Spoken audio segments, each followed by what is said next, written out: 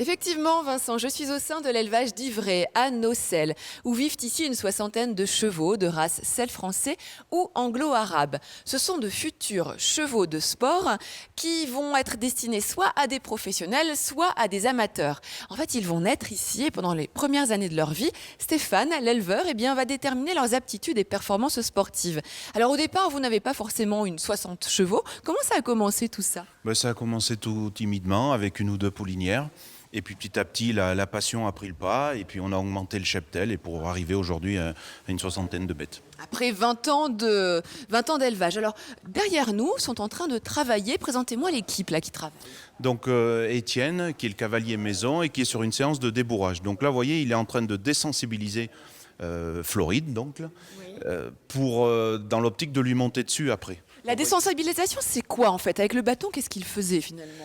Il faut que la jument ait complètement confiance en l'homme. Voilà. Donc l'idée, c'est de l'apeurer et qu'elle ne bouge pas et qu'elle accepte justement tous les comportements de l'homme. Pas de fuite de Floride. Alors là, deuxième étape, on est en train de lui mettre la selle. Donc là, voilà, on lui met la selle et Étienne va pouvoir monter dessus. Oui. À partir du moment où elle accepte la selle. Mais normalement, il ne devrait pas y avoir de problème. C'est combien de jours de travail, le débourrage? Ça peut se faire en 5 jours. Nous, ici, on pratique le débourrage en 5 jours avec la méthode Blondeau. D'accord. Et donc, cette méthode Blondeau, c'est ça. On va désensibiliser d'abord le cheval avant, pour qu'il accepte finalement l'homme sous toutes ses formes, presque. L'homme et qu'après, il soit prêt à faire tout ce qu'on lui demande. Oui. Voilà. En tout cas, la Floride a l'air plutôt... tolérante pour le moment et Étienne va essayer de monter dessus. Alors. Voilà, elle est tolérante, elle bouge pas. Oui. Vous voyez, elle mâchouille même un petit peu, donc on peut dire que c'est acquis. Oui. Vous voyez, donc la monte est acquise. Oui. Bon, vous voyez. Il reste pas longtemps quand même, Étienne. Il reste pas très longtemps, non, parce que l'idée c'est de faire plusieurs fois le montoir pour qu'elle comprenne, voilà, et qu'elle ait pas peur du cavalier. Et puis là, il va commencer à la faire marcher, justement, avec l'aide du bâton avec lequel il a désensibilisé tout à l'heure Floride. Ouais. Oui. Et on fait tout ça dans un petit enclos pour éviter justement qu'il y ait des comportements de fuite. Stéphane, on se retrouve tout de suite avec cette fois-ci un cheval plus confirmé. À tout de suite. Oui Vincent, alors après une séance de débourrage tout à l'heure, je vous propose que l'on passe au niveau supérieur. Je suis dans le manège, magnifique d'ailleurs, extrêmement lumineux. Et Stéphane m'attend avec une jument qui a un peu plus de métier. Vous me la présentez ? Donc Canaille, c'est une jument de 6 ans. Oui. Alors ce qui est intéressant sur cette jument-là, c'est que c'est la 4e génération qui est née à la maison. Donc on a commencé avec sa première mère qui était une jument anglo-arabe, qu'on a recroisée avec du selle français. Et là on a ramené une petite touche Holstein qui est le studbook allemand. Là, c'est vraiment la casquette de l'éleveur, à essayer de faire les meilleurs croisements possibles.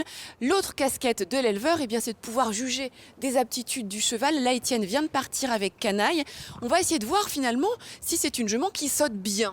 Voilà, donc on va regarder. Donc déjà, ce qui est intéressant de voir, c'est le galop, l'amplitude qu'elle a au galop. Voilà, donc premier saut. Voilà. Là, vous avez vu quoi là? Donc là j'ai vu une jument qui a été ramenée un peu trop près de l'obstacle par le cavalier, mais par contre qui a très bien rectifié et qui a eu un geste de devant hyper rapide, hyper tonique et en même temps qui a su s'articuler autour de la barre. Elle revient. Alors on va regarder quoi? Dites-moi. Donc là, il était beau celui-là. Vous voyez, voilà, celui-là il est réussi. La phase d'abord du saut est bonne. C'est-à-dire qu'elle est grosso modo à 1,50 m du saut. La technique devant est bonne. On voit une jument qui s'affaisse, un peu le principe du chat quand il commence à s'affaisser. Voilà. Et puis après, avec un bon mouvement d'épaule, un bon passage de garrot. Et derrière, une bonne bascule de dos.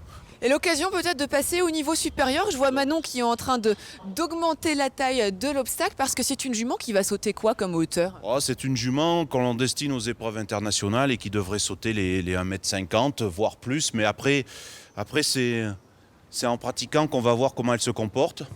Vous voyez, donc là une petite touchette, mais par contre avec une bonne réaction de saut et une jument qui est tonique. On sent une jument avec une certaine explosivité dans le saut et avec de la force et puis surtout un très bon mental puisqu'elle ne se pose pas de questions, elle y va, elle est franche.